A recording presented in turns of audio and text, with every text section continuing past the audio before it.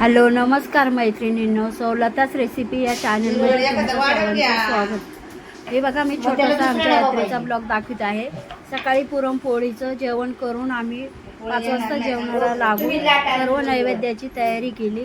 बहुतेक आम्ही 40 नैवेद्य केले आणि तिथून आम्ही सर्वजण निघालो, घरातली माणसं. पहिलंच आमचं मुक्ताईचं मंदिर आहे, तेथे आम्ही दर्शन घेतलं. मुक्ताईच्या मंदिरात नारळ फोडले, नैवेद्य ठेवला आणि तिथून आता आम्ही दुसरीकडे दुसऱ्या देवीचं मंदिर आहे, तिथं सर्व लोक दर्शनासाठी जातात. तिकडे आम्ही आता निघालेलो आहे. हे बघा, एक किलोमीटर अंतर आहे. तिथून आम्ही आता त्या मंदिरामध्ये जात आहे. हे बघा, हे 7 कवडधराचे मंदिर आहे. 7 जणी बहिणी आहेत त्या देवी. हे बघा, इकडून 3 आणि हे मध्ये एक 7वी मोठी देवी आहे. हे बघा, तिथेही आम्ही दर्शन घेतलं. तेल, अगरबत्ती सर्व नैवेद्य ठेवून आता इकडे दुसरं तिचीच एक बहीण छोटंसं मंदिर आहे, तिथे आम्हाला 7 निवड ठेवून 5 पावली करावी लागते. बाजूला शंकराचं दर्शन घेतलं. हे बघा, ही देवीलाच 5 पावली केले. हे बघा, इथे नैवेद्य आणि नारळ किती लोकांना, अख्खा पूर्ण गाव दर्शनासाठी येत असतो. इथं या मंदिरामध्ये कवडधरा देवी म्हणून मंदिर आहे. हा आजूबाजूचा परिसर एकदम सुंदर, छान अशी झाडं लावलेली आहे मंदिरापाशी. सर्वजण येऊन दर्शन घेऊन जातात, कारण गावामध्ये काल्याचं कीर्तन असतं सप्ताह बसलेला. प्रत्येक जण येऊन गाडीवर आपलं दर्शन घेऊन जातात. हे बघा, हे मंदिर एकदम मोठं मंदिर आहे. हे बघा, मंदिराचा बोर्ड कवडधरा देवी म्हणून मंदिर आहे. गावातील पूर्ण सर्व लोक येऊन, हे बघा, ही आमची फॅमिली आहे. आम्ही सर्वांनी दर्शन घेऊन आता इथून निघायच्या तयारीमध्ये आहे. देवीची ओटी बिटी भरून. हे बघा, बाजूला अशी झाडं बिडं लावून खूप छान आहे. पुढं एकदम मैदान आहे. हे महादेवाचं बाजूला पिंड, तिथं दर्शन घेतलेलं आहे. तिथून आता वीरभद्र देवाचं म्हणजे बिरोबा महाराजांचं मंदिर आहे, तिथेही आम्ही सर्वजण दर्शनाला गेलो. हे बघा, वीरभद्र देवाचं म्हणजे आपलं विरोबाई म्हणतात, वीरभद्राई म्हणतात. तिथेही सर्व गावातल्या लोकांनी बघा नारळ फोडून, दर्शन घेऊन, नैवेद्य ठेवून.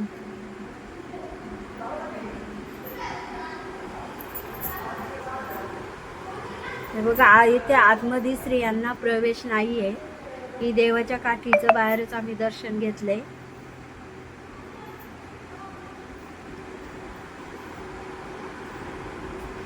ही अशी गावची यात्रा म्हणजे दिवसभर आमचं सर्व गावातल्या मंदिरांमध्ये दर्शन घ्यायचं असतं. नंतर आम्ही गावात मुक्ताईचं दर्शन घेऊन, मारुतीचं दर्शन घेऊन, हे बघा, कीर्तनाला आलेलो आहे. हा प्रसाद म्हणा, माझा जसा बसलाय ना माझा पोटचा दारी जायचं नाही. हा प्रसाद हा म्हणा सगळ्या. आणि काय, व्याज बट्टा घ्यायचं नाही. गरीब लुगडी बकरी कोंबडी त्यांचा कसा बी व्हायचं नाही. बरोबर आहे ना? हा प्रसाद आहे. लोकांच्या लेकी बाळींना सख्या बहिणीचा दर्जा द्यायचा हा प्रसाद आहे. हा सगळा प्रसाद सचिन मी आता दुसऱ्या एकाला भिवंडीत त्याबद्दल कुठं आहे. डोंबिवलीच्या एखाद्या तरी कार्यकर्त्याला शिकवलं, तो त्याला शिकलो, तो त्याला शिकलो. बरोबर, असा प्रसाद घेतला बघा. असा एकमेकाची मोठी असं तोंड लावलं ना.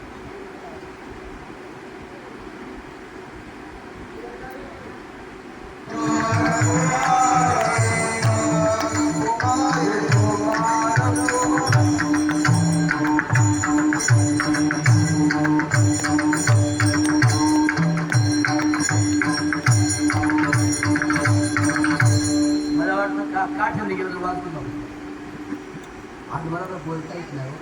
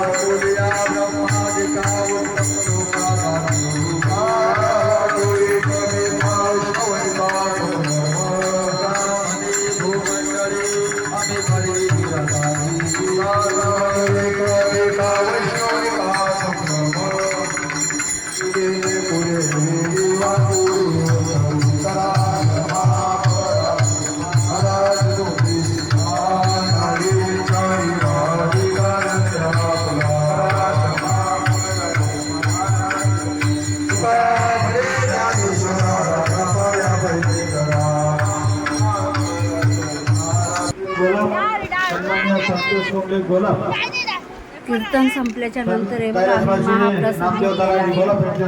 पूर्ण गावचे लोक बाहेरची लोक इथे जेवण चालू आहे. सन्माननीय रंगनाथ शेठ पाटवाल पडलेलं आहे पंक्तीला बसून त्याचप्रमाणे आम्ही शिवाजी शेठ नामदेव गोलाप घेतलेला आहे.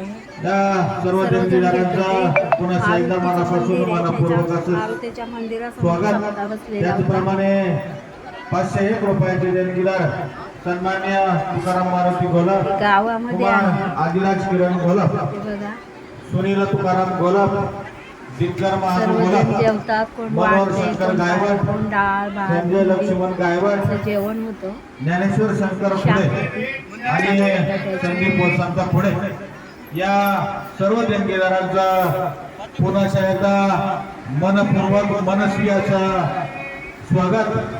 जर चुकून कोणाचा या ठिकाणी नामोल्लेख करायला असेल कृपया दिलगिरी व्यक्त करतो. आणि बघा तिथून आम्ही घरी जाऊन जेंट्स सर्व बैलगाडा शर्यत होती ते बैलगाडा शर्यत बघण्यासाठी गेले.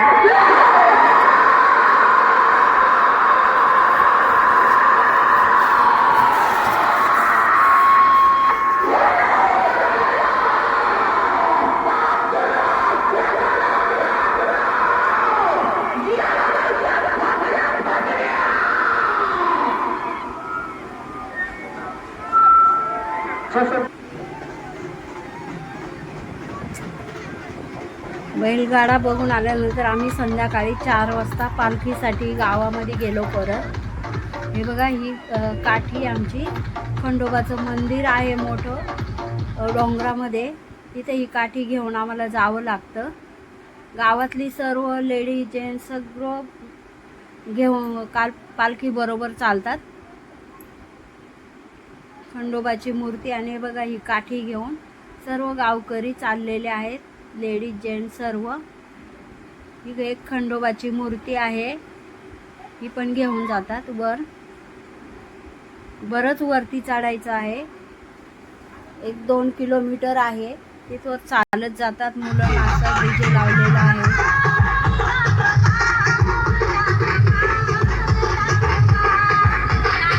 हे बघा ही पालखी.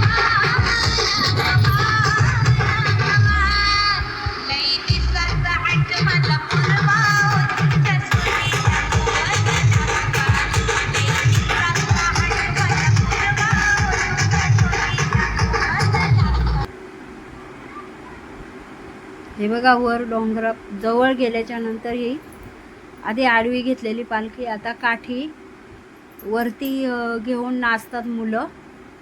प्रत्येकाला काठी नाचवायचा मान मिळतो. ज्याला नाचवायचे असेल ते घेऊन नाचतात जेंट्स.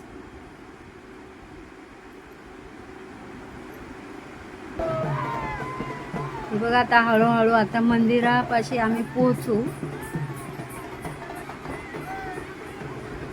डोंगरात मंदिर आहे. एकदम आजूबाजूला जंगल आहे. हे बघा झाडं झुडपं वाळून गेले.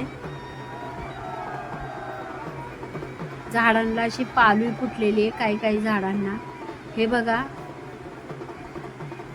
हे अशी काठी घेऊन एक दोघं एक जण ज्याला जशी जमेल तशी नाचत आहे. बघा मंदिरापाशी पोचलोय आम्ही आता खंडोबाच्या वर.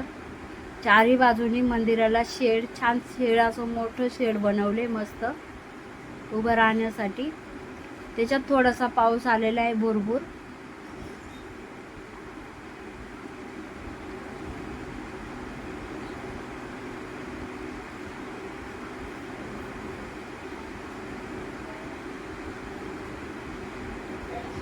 हे बघा आजूबाजूनी सर्व लोक आता उभी राहिले. नारळ फोडायची, तळी भंडार करायचा. प्रत्येकाची घाई गडबड झालेली आहे. प्रत्येकजण मंदिरात जायला बघतोय. मंदिर छोटे आहे. सर्वांची गडबड झालेली आहे. काही बाजूला बसलेत, काहींनी नारळ फोडून तळी भंडार करून बसलेले आहे.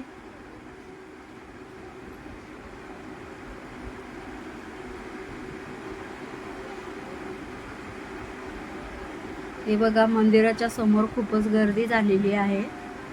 लहान मोठे सर्वच आहेत.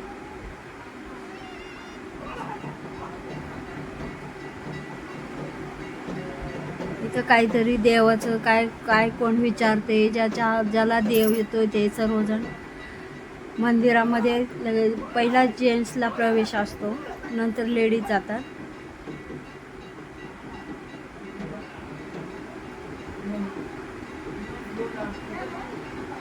ही आमची छोटीशी यात्रा तुम्हाला मी दाखवत आहे छोट्या वेळेमध्ये. हे बघा. मग नंतर आम्ही घरी आल्याच्या नंतर सर्वांनी भेळ आणलेली नाश्त्यासाठी संध्याकाळी. हे बघा सर्वजण आमचे हे घरातली माणसं फॅमिली, हे बघा ही पुतणी माझी, सर्वांना सर्वही असं मस्त भेळेचा आस्वाद घेतात, भेळ खातात, मस्त गप्पा मारतात. यात्रेमध्ये दिवसभर काय काय धावपळ झाली, कशी झाली, कोण कसं गेलं, कोण कसं आलं, सर्वांची मजाक मस्ती चालू आहे भेळ खाता खाता.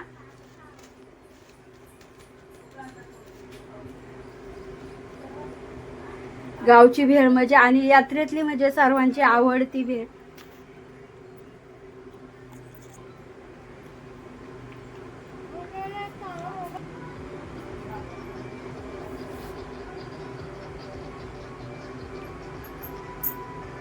हे बघा अशी यात्रा तुमच्या समोर मी दाखवलेली आहे. छोटासा ब्लॉग आवडल्यास लाईक करा, सबस्क्राईब करा. आमच्या गावची यात्रा.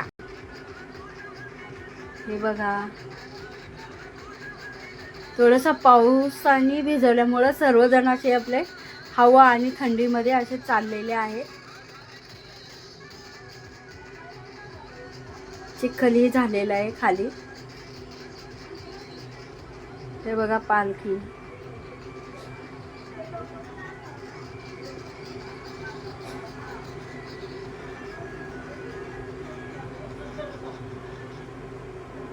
आणि हे बघा माझं घर.